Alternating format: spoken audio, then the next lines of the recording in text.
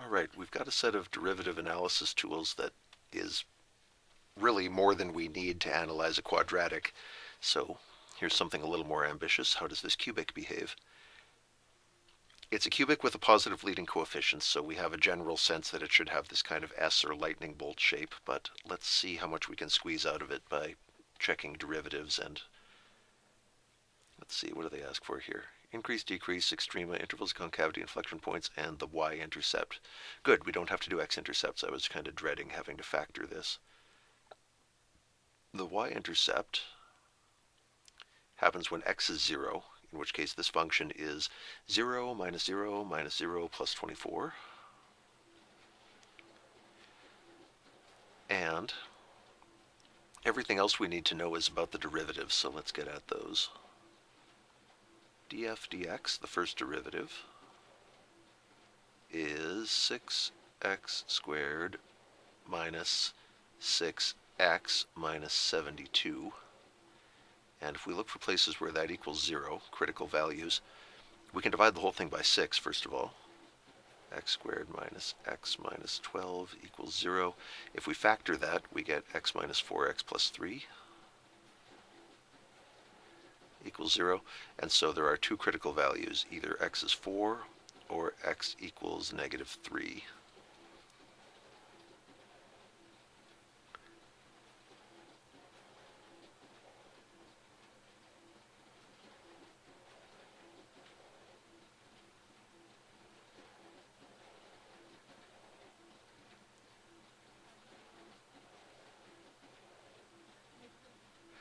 Okay, so the pieces of our derivative are x minus 4 and x plus 3, and those together make f prime of x. The x minus 4 piece is negative until we get to 4, then it's 0 for an instant and then goes positive. The x plus 3 piece is negative when we're to the left of negative 3, then it hits 0 and then goes positive.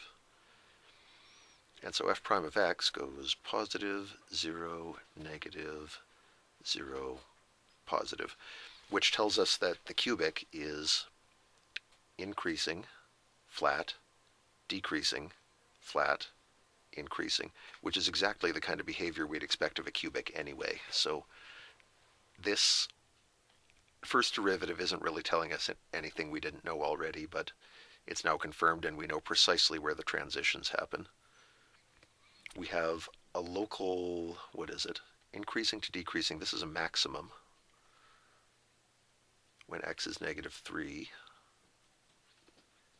And the y-coordinate there, let's see, 3, 9, minus 27 times 2 is minus 54. 9 times negative 3 is minus 27. Negative 3 times negative 72 is 216. Plus 24. Total that up, we get 240 minus 81 is 159.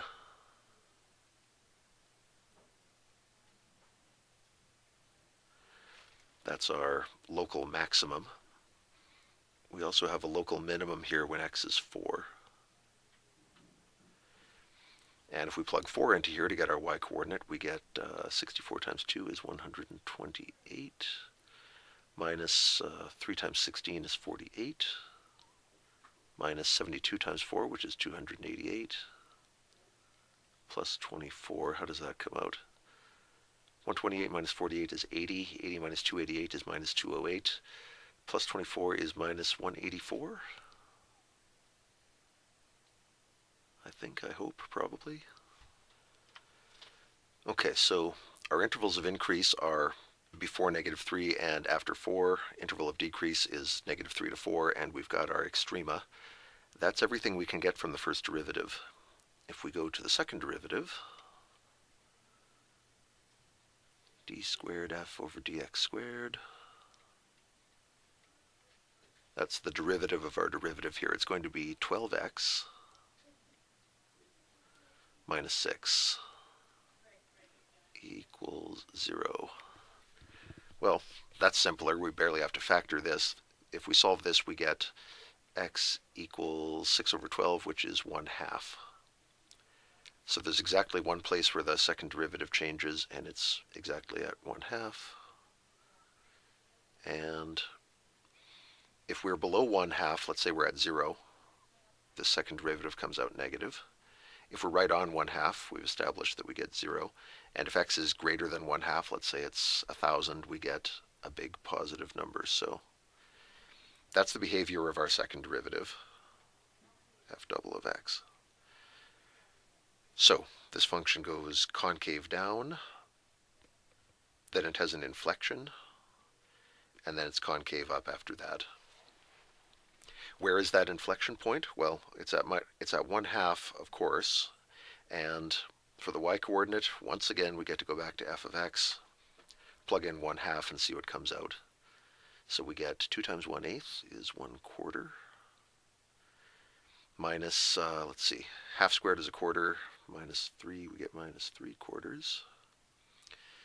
Minus 72 times 1/2 is minus 36. And plus 24.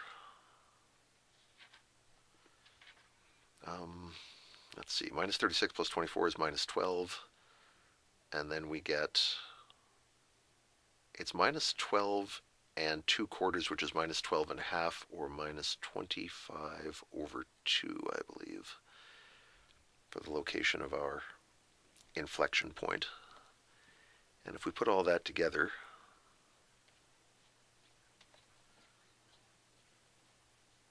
I mean, we know the shape of a cubic, so again, this won't have any big surprises in it, but we have our peak at minus 3. That's our local maximum. We have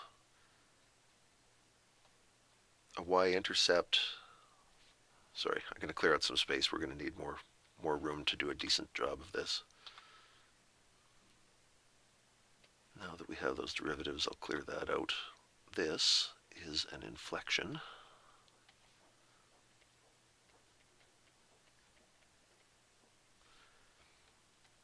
Let's do this right. Here's some axes, and this curve gets very high and very low, so I'm going to have to use a fairly large scale up here, like 100, and up about here 200. That'll make this minus 100 and minus 200. That's probably okay. On the horizontal axis, I can go fairly fine with the scale because none of the x-coordinates are all that big.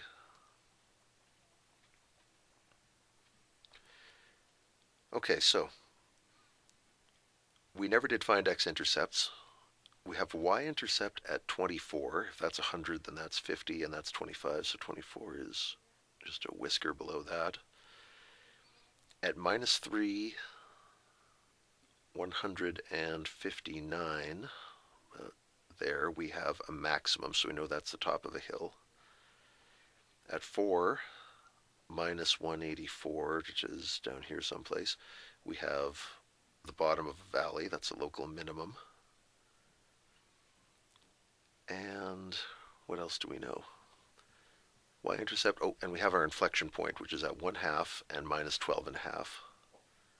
So if that's 50, that's 25, 12.5 is halfway there, like so. And with all that filled in, we can try to connect all these dots. This is a local maximum. We don't know the location of that x-intercept, but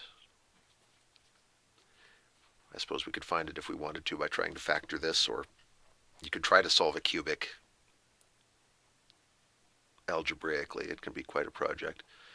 We have a date with this y-intercept, so we have to pass through there. We have a date with this inflection point. Now everything up to that point has looked like concave down. Now that we go through this inflection point, we turn over and start acting concave up. We have to hit this minimum. That's the bottom of a valley, so we have to flatten out as we get there. Now we're flat, and now we're coming up, increasing and concave up, and from there it increases forever.